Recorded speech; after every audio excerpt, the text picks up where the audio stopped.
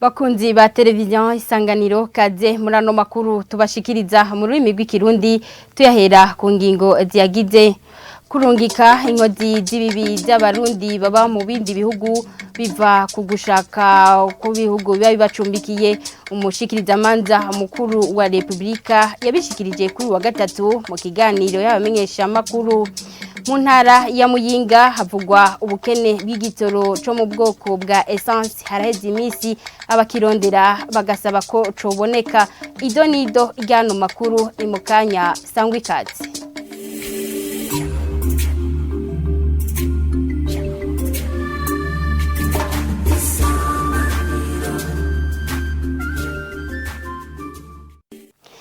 Dasubiye kuba ikaze muri ano makuru tuyahera mu gisata c'ubutungane ukurungika inkozi z'ibibi by'abarundi baba mu bindi bihugu biva ku gushaka kw'ibihugu biba bibacumbikiye mu kiganiro yahaye abamenyesha makuru kuri uyu wa gatatu umushikirizamanza mukuru wa Republika yamenyesheje ko mu gihe ico gihugu kitamurungitse ashobora gufatirwa mu bindi bihugu umugizi wa nabashobora gutemberamwo kubwa Silvestre Nyandwi amenyesha ko arico gituma uburundi busaba ko imiryango imwe nka CIGD na yase yofasha kugira ngo zonko zishobore kurungikwa tumukurikire ingene ubutungane bukorana n'inzego mpuzamakungu bivana nico bita ugushaka kw'ibihugu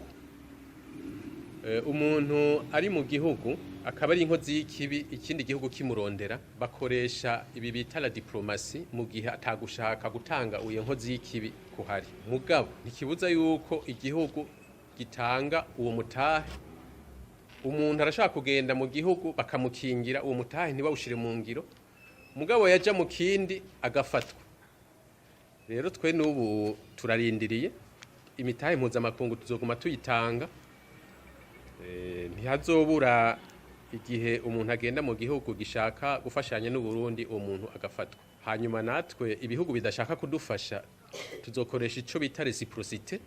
mu gihe natwe baba baturondera ko inkozi z'ikibi natwe tuzoheza tumenye ingene tubigenza mugabo gushika ubu sinovuga ko twahibuye cyane ariko turazi neza yuko bitebuka aba bantu turondeze imitahe mpuzamakungu bazotinda bagafatwa Kukijanye no kwita ibyaha by'iterabwoba ibitero bimaze imisi biba mu gihugu Silvestre Nyandwi asigura ko ari kubera ko ababikora batumbera abanyagihugu badafise ibigwanisho byo kwigwanira n'ubunyene tumukurikire bishira mu mugumwe kubera yuko aba batera ntibigera batera inzego z'umutekano usanga bategera imiduga ku mabarabara bakarasa barimwo bagaturira usanga baza ahantu hakoraniye abantu mu isoko bakaterayo grenade bakabona imodoka irenganye bakateramwo grenade ivyo vyaha rero nta kundi vyitwa ni vyaha by'iterabwoba haba mu Burundi haba n'ahandi ku isi hose niko bimeze bose vyitwa ivyaha by'iterabwoba tuve mu butungane tubandanirize mu bijanye n'imibano yarara ryo mu ngo riregeranywa mu mifuko rigaheza rigatogwa n'imiduga yabigenewe muri komine Mukaza nubwo biruko aho bagenzi bacu baciye kuri uyu wa kane muri iyo komine nyene basanze hari bamwe mu miryango bashira yarara aho ritagenewe Jean de Dieu irakoze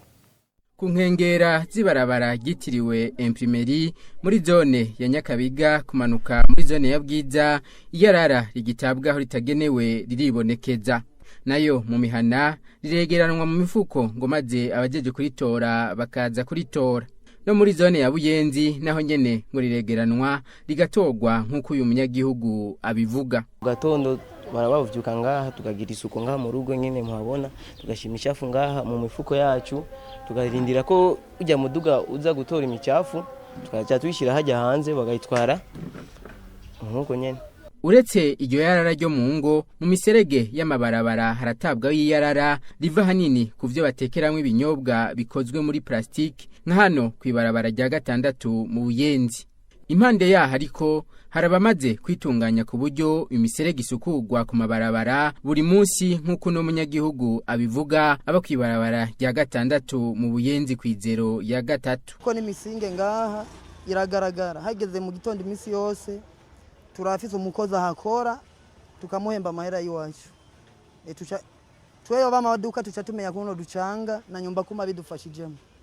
kugira atabucafu buboneka ngaha ego kandi ku nama ya nyumba kumi yadukoresheje yuko kuri zero yiwatwara atabucafu ashaka ngaha twaciye tuzanye ya puberi kandi na chef de zone yaramuhaye agashimwe kerekana yuko ari nyumba kumi niwe yabaye akarorero k'abanyumba kumi bose mu Buyenzi. Wewe abona ko nabandi bashobora kujya hamwe bagasukura amabarabara babako canke barangurira ko imirimo. Ibintu byo kwiyumvira gusa urabona nkatwe dukorera nta bucafu tuhashaka. Nabandi baba bakorera nk'ahandi hantu barashoboye kuja ahantu hamwe bakiyumvira bagacanga nimba bacanga amahera bakagura puberi kubera kugwanya ubucafu. Nkuko natwe twabikoze. Ivyo biruko mu gihe ubuyobozi bwa komine ya Mukaza buherutse gushinga ihadabu ku badafise aho bashiri yarara canke abarita ahatabigene. Kubijanye n'isuku ryo mu ngo no mu bibanza rusangi urongoye komine Mukaza hamenyesha ko bashizeho amande y'ibihumbi 10 ku muntu wese azofatwa yatayarara mwibarabara Renovant Sindayihebura yabimenyesheje inyuma y'inama yagiranye n'abarongoye n'indongozi muri iyo komine tumukurikire. Twafashe ingingo ijanye n'isuku kuko murazi yuko isuku ariko arahara mu ruganda ntibacura twasanze rero twarafashe ingingo nziza zo gushiraho amapubere ku mabarabara zo gushiraho amapubere mu mpangu muga turasanga yuko gushika kuno munsi hari abantu bacirengagiza gukoresha izo pubere ndetse no kuzishira mu mpangu zabo nico gituma twabonye yuko hakenewe yuko hafatwa ingingo zitazoraba abo bata imicafu gusa hatariho ndetse nabonona ibibanza rusangi kurabona ko twabonye yuko ari ibibanza usanga vyateguwe haba ku mabarabara canke hari mu gasanga hari abantu bariko ravyonona babicamwe mbere ugasanga barabicishamwe n'imiduga mbere ugasanga barabicishamwe n'amakinga n'amamoto ariho twafashe ingingo yuko ubu kuva ku itariki 1 z'ukwezi kw'icumi uzosura gufatwa ataye umucafu mwibarabara uzosura gufatwa ataye ajya amacupa avamwe amazi canke amaju mwibarabara azocibwa amande y'amafaranga 10,000 nico kimwe n'uzofatwa ariko arahonyanga ajya amashurwe usanga yarateye ku mabarabara cyane twavuze amashurwe twamaturiko turashira kuri barabara gitiriwe umwene gihugu w'Umurundi Chaussée du Peuple Murundi na rige barabara gitiriwe Boulevard de l'Iprona urasanga kenshi hateguwe neza mu gwacu usanga abene gihugu bariko barahonona abo nabo uzofatwa azohanishwa amande y'amafaranga 10,000 twasavye indego z'umutekano ko kuva ku itariki 1 z'ukwezi kw'icumi batangura kudufasha gushira mu ngiro iyo ngingo namwe dusabasavye nk'abanyamakuru yuko mugerageza inyiyo kwishikana kure ko kuva ubu umuntu anyoye amazi canke anyoye jus ategereza kurindira ahari pubere kugira ngo ahite muri pubere canke naho ko gacupa agatahane aza kugashira muri pubere imuhira hanyuma kubijanye n'amapubere yo mu mpangu twasanze abamaze kuzishiraho ari bake naco gituma twongeye kiringo cyo gushika ku itariki 15 z'ukwezi kw'icumi ko naho nyene kuva kuri iyo tariki zozotangura kubaca amande uwo tuzosanga atarashira ipubere mu rupangu naho nyene azora amande make amande y'amafaranga 10,000 mugabo tuzoguma tuyamuca gushika umunsi azoba yashize mu rupangu dusaba rero abene gihugu ko botahura kugira ngo izo ngingo zishire mu ngiro.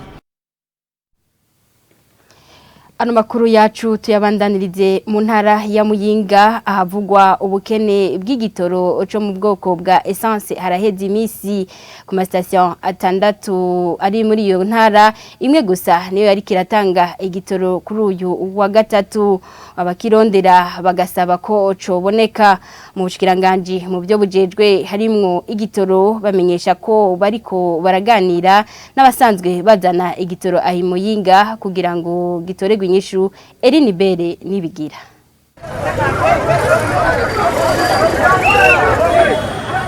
na kajagari kari kuri station Bupepe iri ku mukoni mu gisagara ca Muyinga ari nayo yonyene yatanga igitoro kuri uno wa kabiri nayo nyene yari imaze iminsi atacitanga nkuko bivugwa n'abatondeye igitoro mu gutonda hari nabiga babakararaho nkuko no munyagihugu abivuga turendeye indwi yose atagitoro turonka ngaha mu ntara yacu ya Muyinga uno munsi rero wabona ko bakizanye ucubona abantu ngaha bariho ni benshi twatonze haba kuva sandwi zyo dutondeye igitoro gushikana amasaha ntawuzi uko tuzakukironka nabandi banakibuze aha bajya abantu bose ubona ngaho batonze bose nkuko bangana twese ntituzakukironka kuva sandwi urumva taza kugera igihe tunakibure dutahe kije keshi kiza tuca tukibura niko vyama misi yose twasaba kugira abazi baratuzana igitoro kugira tuwe ko twokoroherwa kubera tutarose igitoro ntitwobaho neza ubundi ati na gahombo na mwarirya iyo kibonetse haba nikimenyane kubwo yagendesha ipikipiki gahombo timwe turabona twe nkuru twahageze kuva saa 9 z'ijoro bitondere kino gitoro twega cyo dusabura abana ngahe twega ibitoro ino birabura bimaze kuza burya ngaha haraho nikimenyane gasaha umuntu bagakora ko nk'itangi hari nk'upoza akakamwejereza bajya kwa murebe ko mutugarukire twege sinzi kuntu bimwe biragenda mu bushikiranganje bw'ubutare n'agataka ari nabwo bujejwe itangwa ry'igitoro bavuga ko ibiganiro biriko biraba n'abajejwe gutanga igitoro mu ntara ya Muyinga Leonidas Ndayigaya avugira ubwo bushikiranganje agahumuriza ko ico kibazo kigiye gutora inyishu intara ya Muyinga ubundi igizwe n'amastation 8 abiri ari Kobero ayandi 6 mu gisagara ca Muyinga harimwo 2 biboneka ko atagikora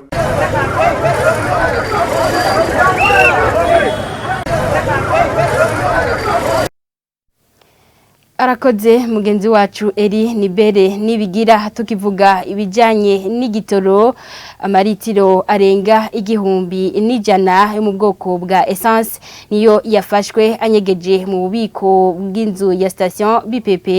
idandaza ibitoro ku masanganzira ya Gitega ni gikorwa cyakozwe kuri uyu wa kane ni Nyaminamabi bari kumwe n'abajejwe intwaro muri commune no mu ntara ya Gitega ubujejwe gutunganya ibijyanye n'igitoro kuri iyo station yagirizwa ko yahora yegeranye ico gitoro agishira mu mabido kugira ngo aje kugigurisha kwibeyi yo hejuru kandi mu binywabi mu ntwaro bamenyesha ko ico gitoro kizoca gifasha mu bikorwa by'iterambere mu bijanye n'ibidukikije naho ibikoresho bikoresha imyuka itonona igisenge by'agaciro k'amafaranga ibihumbi 60 by'amadolari y'abanyamerika nivyo vyaronkejwe ishuri ry'imyuga ryo mu Nyakabiga hamwe n'ayandi mashira hamwe hari kuri uno wa kane mu guhimbaza umunsi mpuzamakungu wahariwe gukingira igisenge umuyobozi mukuru w'ikigo kijejwe ibidukikije asaba abaronkejwe ibyo bikoresho kwifata neza Vestine Butoyi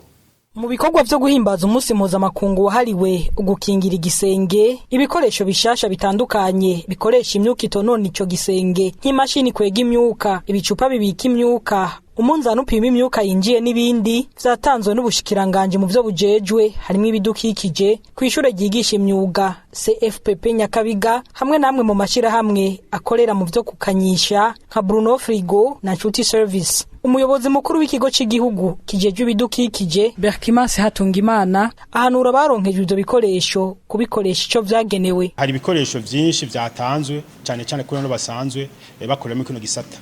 Twabahanuye yuko ivyo bikoresho bo bikoresha ico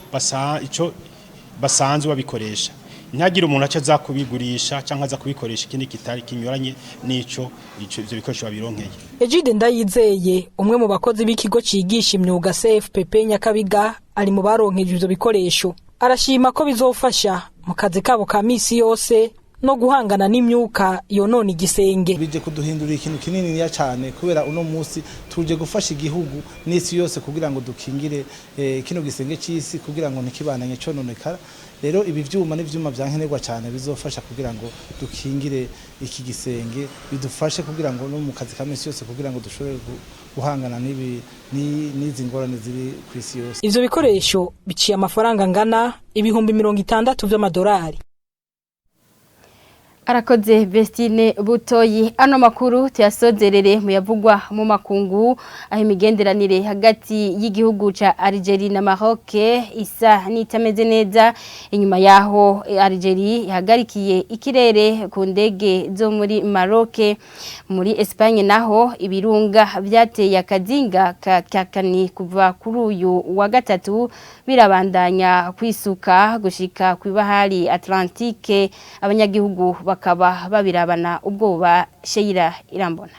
L'Algérie a interdit son espace aérien à tous les avions marocains. Algeria yarayankiye indege zo muri Maroc ko zica mu kirere iwabo agashavu kasuye kuduga inyuma y'ukwezi bahagaritse imigenderanire. Algeria ikaba yafashe iyo ngingo yo guhagarika indege zose zo muri Maroc zitwara abasivile izigisoda hamwe n'izindege zifise iparata zo muri Maroc. Imbibe za Algeria zikaba zari zimaze umwaka zugaye kubera ikiza ca Covid. Zikaba zuguruwe haraciye ukwezi kumbiwe zijana mu bihugu indwi gusa. Izira muri Maroc zikaba atazirimwo. Kuva mu 2020 abanya-Algeria baja muri Maroc. Donc au Maroc en transitant par la Tunisie. Le volcan continue de cracher sa lave. Ivyo birunga biguma bimanuka buhoro buhoro bijana kuba hari bitwara vyose aho biciye abanyagihugu bako kazinga baraba bafisa koba batabona ico bokora. Ibikorwa vyo kubakura aho hantu bikaba biriko birakogwa vyihuta nko muri ako karere ati turagerageza abanyagihugu bagakuraho ivyabo imbere yuko ivyo birunga bishika muri kano karere. Abantu baba ibihumbi 6 nibo bamaze gukurwa muri kano karere hakaba harimwo ingenzi amajana 4 ibahari ikaba iri hagufi yaho hantu bikavugwa n'abahinga ko amazi ahuye n'ivyo birunga byotanga imyuka mibi yogirira n'aba bantu. Uno ati no rugamba rukomeye amazi niyahura n'ivyo birunga kurubwo bushuhe birashobora gutanga ivyo bintu bimeze nk'ibisasu naho atamuntu arapfa gushika zino saha bavuga ko ivyo birunga bimaze konona ibintu bishika ku miliyoni amajana 4 y'amayero. Les dégâts sont énormes, estimés à plus de 400 millions d'euros. Arakoze mugenzi wacu Sheila Irambona naha amakuru twari twabateguriye aciye arangirira reka ndabashimire mwebwe mwese mwariko murayakurikira mubandanye muryoherwa n'ibiganiro bya televiziyo Isanganiro.